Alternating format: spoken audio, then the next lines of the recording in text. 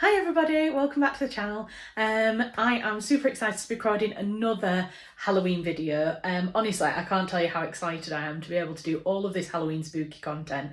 It's making me slightly stressed, I'm not gonna lie, about how much editing I've got to do over the next few days to be able to get these videos up on time. But I am nothing if not committed to this channel now. I know I haven't always been as committed in the past, but I am on a roll at the moment. I'm really enjoying making YouTube content, and so I'm going to continue. So today, what I really want to do is I wanted to look at some kind of like old ghost stories, famous ghost stories, and country house stories. And I was trying to kind of find the best way to do something that was quite simple, but also was really interesting as well and quite visual.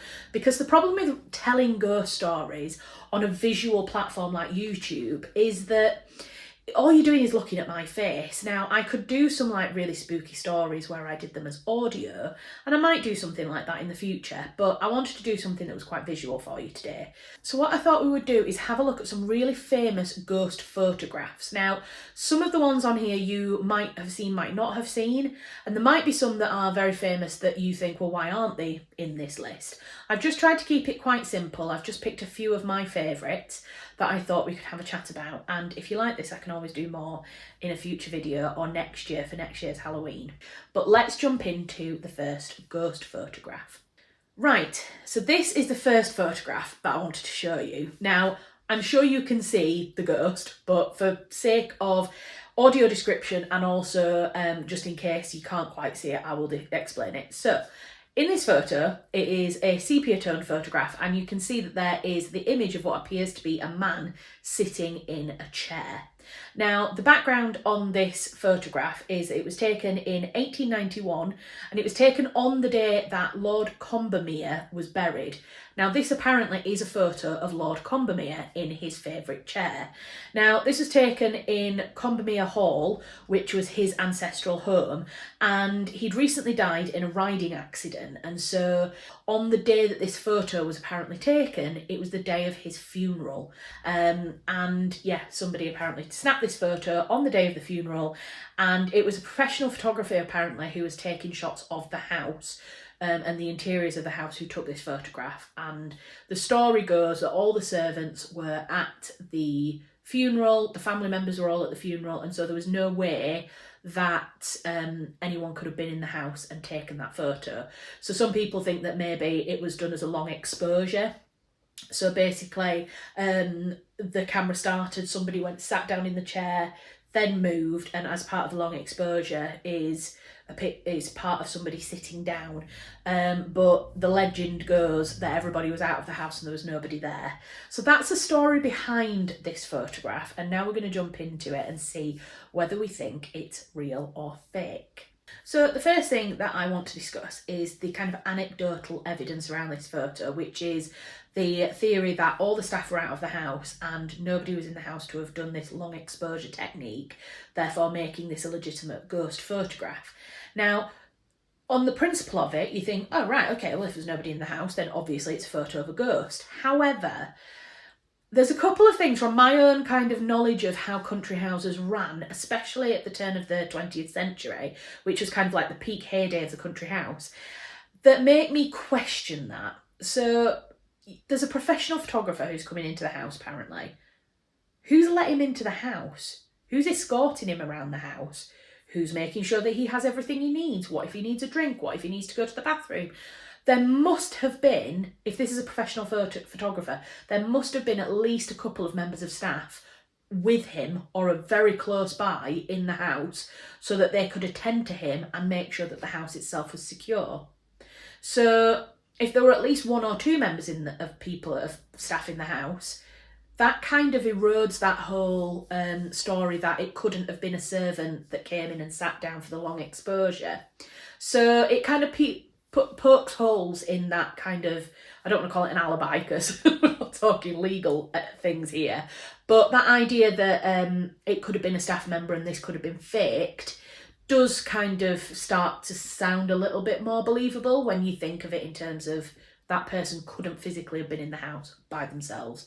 And also, Who has a professional photographer coming around the house when you're all at a funeral for the male, the head of the house? Like, that just doesn't seem like something you would do. Like, surely everyone's in mourning, because this is like peak Victoriana period. Like, mourning was huge. The funeral itself would have been like really elaborate. Like, I just can't see that they would also think, oh well, that photographer needs to come today, so he might as well come in and start taking photos of the house at the same time. That, to me, that just doesn't ring true. So the whole kind of theory of it being a photographer on the day of the funeral, just for me, it smells a bit whiffy. It's a little bit sus. But there's a couple of other things that we can look at here that also kind of bring this photo into kind of a questionable state. So the first thing that occurred to me when I saw this is the framing. So with framing, what I mean is like everything that's caught in the actual frame of the photograph. This is a photograph which apparently, so this is a library that this photo has been taken in, but for some reason the photographer hasn't taken a photo of the books, haven't taken a photo of the desk that's in there, hasn't taken a photograph of any of the bookcases. The whole focal point of that image is the chair. And you can tell that because if the way that you look at that photograph, even if the ghost wasn't there, your eye would be drawn to the chair because it's the biggest piece of furniture in the front of that picture. So it just seems a little bit suspect that a photograph where there wasn't supposed to be anybody sitting in that chair, why have you taken a chair like that where the chair, a photo like that where the chair is the focal point? Now, interior photographers definitely do take photos of furniture, especially things like Country Life magazine and for kind of books and things, just because that could be a really important chair. You know, it might have been made by Chippendale or another interiors designer of the period, but it just all feels a bit convenient that he was happening to be taking a photo of this chair. And yeah, the way that the photo has been framed kind of makes it look like they've done it so that they could put an apparition in it. The other thing to notice is the fact that the lamp stand is through the middle of the chair. Now, if you were taking a photograph of that chair for a Country Life article or a book or just for the family, would you not move that lamp out of the way so that you could fully see the chair? I would, and I'm like not even a photographer. I won't even class myself as an amateur photographer, you know? And so for me, that's suspicious. And also, if you look really closely at this photograph, you can see the ghost only appears on the left-hand side of the lamp. Now, I've heard that they used to do this a lot, and I suppose they probably still do now in photography techniques. And I'm not a photographer, I'm not an expert or anything, so this is all just my opinion. But the lamp being where it is in the picture provides a point of reference to be able to stitch two photos together. So if you imagine you've got one photograph which has got a spooky person in it, you've got another photograph of the house, of the rest of the room, and then the point of reference is that line down the middle.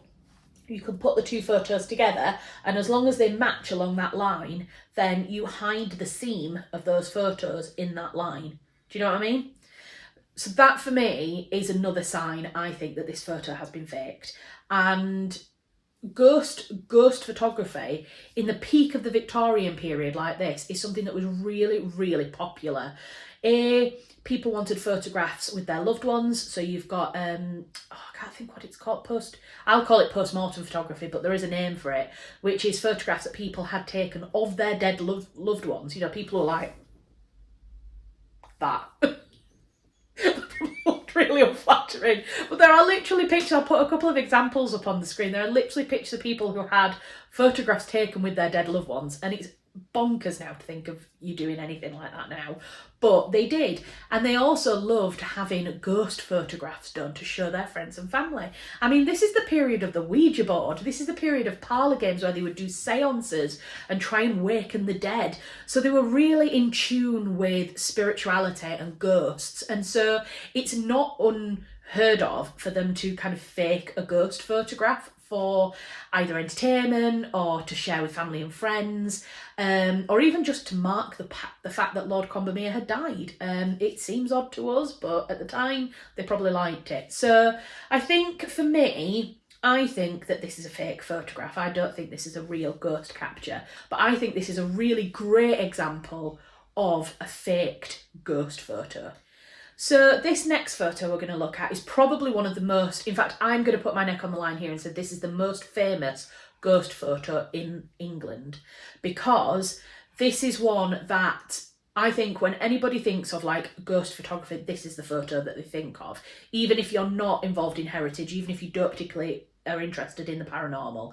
And it is the Brown Lady of Rainham Hall, which you might not know by the name, but this photograph is definitely going to go, oh yeah, I've seen that photo before.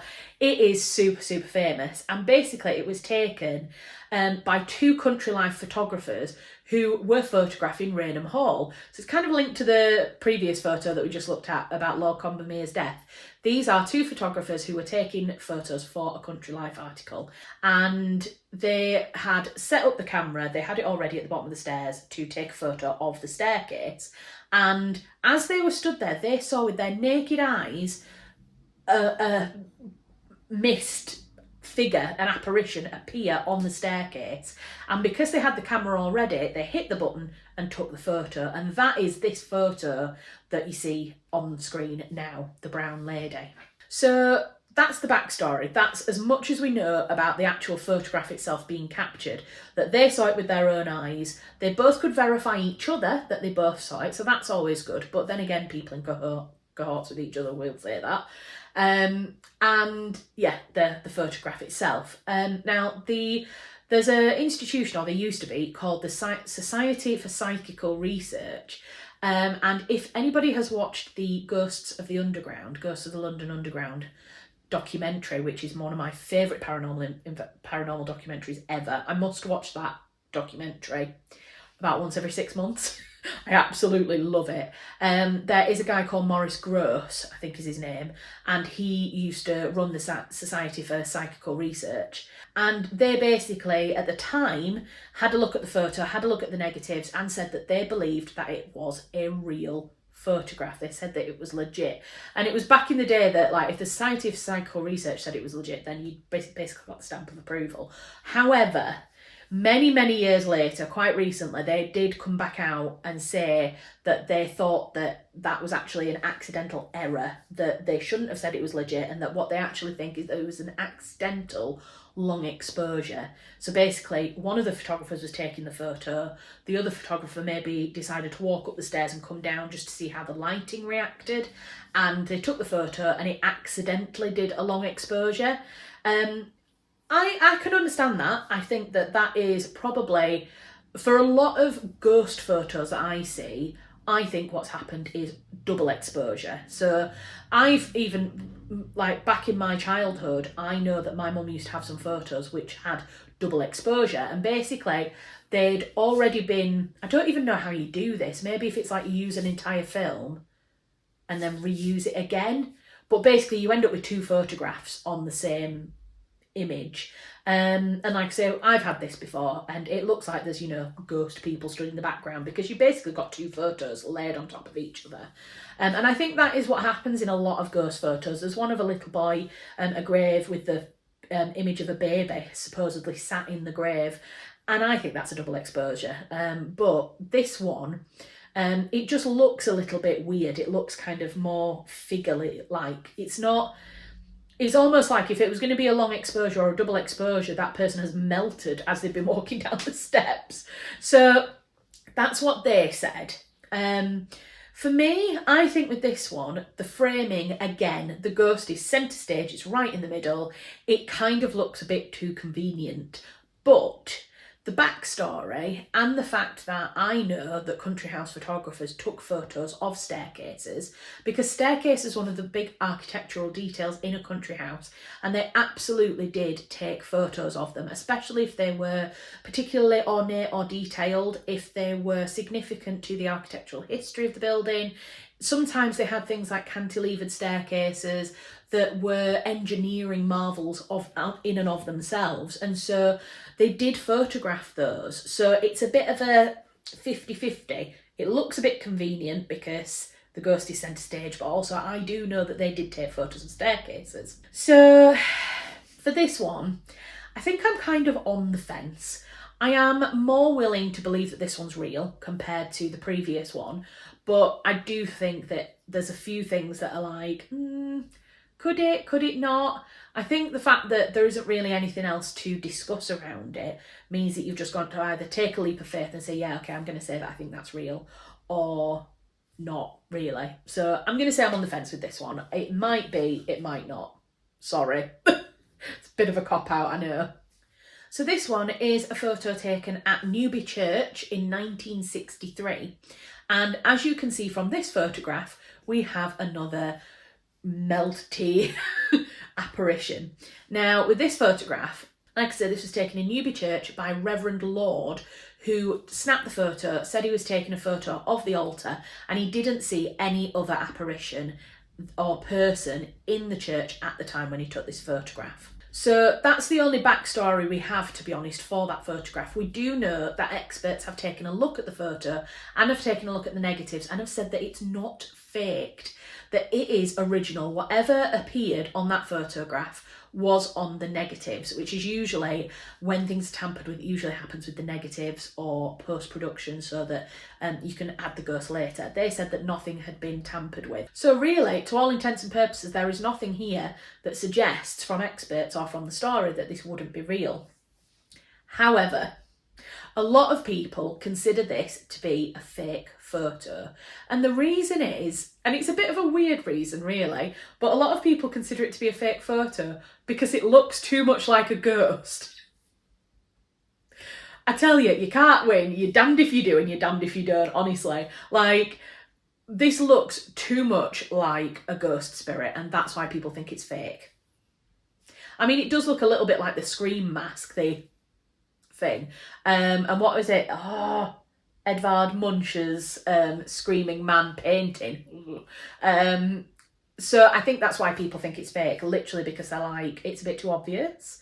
But like I say, you're damned if you do and you're damned if you don't. I think there's a couple of things in this that I think make it feel a little bit more like a legitimate photo. And the first is, again, the framing. I'm sorry, I'm repeating myself, probably sound like a broken record, but the photo, the ghost is over to the side, or over to that side as you're looking at this on the video. So it's not the focal point of the video, of the photo. The focal point is very much the altar. There is a photo that's been taken of the altar and the spirit is to the side. And so I think that makes it a little bit more legit, because if somebody was trying to fake it, surely they would make them centre stage like they have with the other two photos that we've looked at. So that feels to me a little bit more legit. And the other thing as well is the apparition's kind of see-through, but it has very defined edges. And I think that would make it a little bit harder to fake. All of the other ones that we've looked at that have looked fake have had kind of like fluffy edges, so that it makes it harder and easier to kind of put them over the top of a photo. I don't know, there's just something about this one. Maybe it's because everybody thinks it's fake, I want to think it's real, because I'm a bit like that. Or maybe there's just, I get a feeling about it, but for me, I think this one might be real. So the next photo, this next one that we're going to have a look at, is actually from the National Maritime Museum in London, which, if you have watched any period drama show where they go to London and it's like in the Georgian period or in the early Victorian period, I guarantee you they are at the National Maritime Museum. There is a building there in the centre which is called the Queen's House, and there's a really beautiful staircase in it called the Tulip Staircase. And this is purportedly a picture of a ghost taken on that Tulip Staircase in 1966. Now, apparently, experts have looked at this photo and have said that it is one of the most genuine examples of a ghost photo that we have to date. Now, I don't understand why people looked at the last one and said that that looked too much like a ghost, but they look at this one and they say, oh yeah, that one must be legit, that one looks fine. This looks more like a ghost to me, like a fake ghost, than the last one. This looks like something from a Charles Dickens trailer poster or something like that. There's just something about this photo that I just don't think is real. And again, I'm going to come back to saying the same things that I always do, which is the framing. What were they trying to take a photograph of if they were not taking a photograph to put a ghost in that? Now, it may be that the people who were taking the photo saw the spirit, flicked a camera up and took a photo. In that case, fair enough. But if that was a photo that was planned, what are they taking a photograph of? I mean, I can see the bit of the tulip staircase, because tulip staircase is beautiful. It's a really beautiful staircase. But if I was going to take a photo, I'd want to take a photo like looking up the interior or getting more of the spiral in. They've only got a tiny bit of the spiral of the staircase in there. And I don't know, just the way that it's holding onto the railing, like... what I did basically is there's not really much more information about the photo other than what I've just told you. So what I decided to do, I got my little web sleuth hat on. I decided to look into the history of the National Maritime Museum, because I was like, if this is a ghost, why are they at a museum? Why are they on a staircase in a museum? And basically, I found out that the building that the tulip staircase is in is called the Queen's House, as I've already mentioned. And this was a building that was built by Inigo Jones, which is a really famous country house architect, in the early 1600s, and it was built for the royal family, hence the name the Queen's House. But it was actually built on the grounds of a former Tudor royal palace, and that Tudor royal palace is actually where Queen Elizabeth I was born. So she was born in the rooms that now make up the Queen's House. Now, obviously those rooms are not the same. One Tudor palace was absolutely flawed and the next was built, but the actual physical space above ground is what would have been the historic Tudor palace and is now the Queen's House. So that got me thinking, because I assumed originally, stupid me, that the National Maritime Museum had been built on kind of bare land. No, it turns out it were been used for many, many, many hundreds of years before that as a royal palace. And so that kind of lends credence for me to the idea that it might actually be haunted, because that's many hundreds of years of people coming in and living in that space and moving around that space and using it. Also, you add in the drama of childbirth, Queen Elizabeth I being born there. You've got Anne Boleyn, who would have visited, well, she definitely visited when she gave birth. But, you know, is that, I mean, that could even be the ghost of Anne Boleyn looking for her child. You know, I think Elizabeth was quite young when Anne Boleyn was beheaded. And so is she looking for her child? That, for me, the kind of history that surrounds this photograph and this building makes it feel a little bit like it might be a little bit more legit. But there's still the kind of framing, the fact that the person's pulling himself up. Like, that staircase hasn't always been there. Certainly not in the Tudor Palace, it wouldn't have been there. So, you know, it feels a little bit like... It just feels a little bit too convenient, does this photograph. And also, the lighting as well is done in a very way to make it look very spooky to start with. Then if you had, like, if that photo was just a staircase with the light, for me it would look like something was missing. But once you put the ghost into it, the photo feels complete. It feels like a complete scene. And that's why I think it feels a little bit too contrived to be a real ghost photo. So this next one is actually video footage. Now, I'm not sure if I'm going to be able to find the full video for you, so it might just be a photograph that I have to put up here. But there is a apparent, or what we did think was an apparent, video of Henry VIII at Hampton Court Palace. Now, I'm sure quite a lot of people know about this because it has been very much talked about in the media, and it's basically Henry VIII opening a fire escape. I know. So anyway, this video emerged, I think maybe like in the early noughties, I can't remember exactly when, but it was a CCTV footage of some doors opening, some fire escape doors opening in the middle of the night.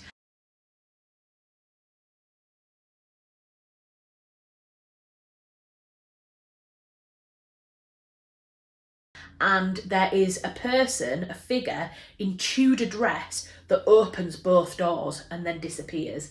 And for many, many, many, many years, it was thought to be a ghost, footage of a ghost opening those doors. And it was backed up with like anecdotal evidence of stories of people saying, oh yeah, we very often come to the palace and these doors are open, it sets off a fire alarm, we have to come in and sort it out, yeah, you know, they would go on and talk about it a lot. And it was considered one of the best pieces of footage of a real ghost experience until a few years ago when somebody came forward and said it was them in a costume. So, is this true? Am I absolutely bullshitting here, or is this true? So I've had another look online and I can't seem to find the report that said that it was somebody in costume. Now, I am sure that I heard or read the article that said that somebody had come out and said that it was them in period costume that had opened the fire doors by accident, or the fire doors had opened by accident and they'd closed them. Now I think I must have either dreamt this or I can't find the original article online, but I think that what had happened is that they'd said that basically the fire doors would open and close on their own quite a lot, and that was quite a common occurrence, and like kind of unexplained activity, but that on that day they had blown open, or they had opened by themselves, and so somebody in period costume, a member of staff, had gone to close them, and then because he was in the period dress, it kind of spiraled. But I've just been online to have another look, just to try and like convince myself that I'm not making this up. And I can't find the article that said that. I can't find any reference to a member of staff having done that by accident. So I don't know where I got that idea from. And also, Historic Royal Palaces, this is their footage on YouTube of the actual kind of incident. And they're still saying now that it was a real ghost. Now, of course they would say that. They will do, because it is good for revenue. It's good to get people in. Everybody wants to go to a haunted house. So they're not going to fake it. Although, having said that, there are some properties and some historic buildings that will not say that they are haunted.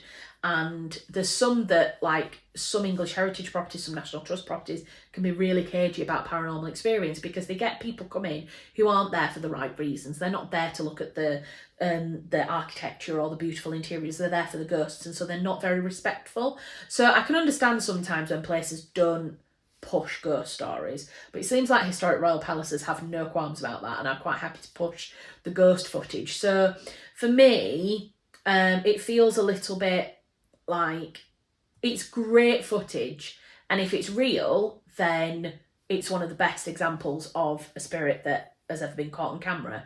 However, it feels a little bit, for me, the explanation of someone in costume doing it seems more like real looking at it, because that person, the doors open and that person comes and closes it. In fact, at one point, it's almost like he realises the doors aren't in the right order to be able to shut it properly, because if you've ever closed fire exits like that, you know that the lock has to be in a certain way in order for it to lock properly.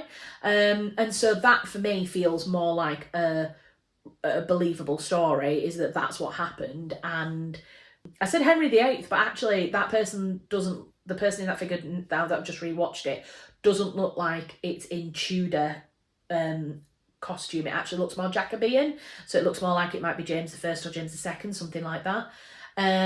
But yeah, still a great piece of footage.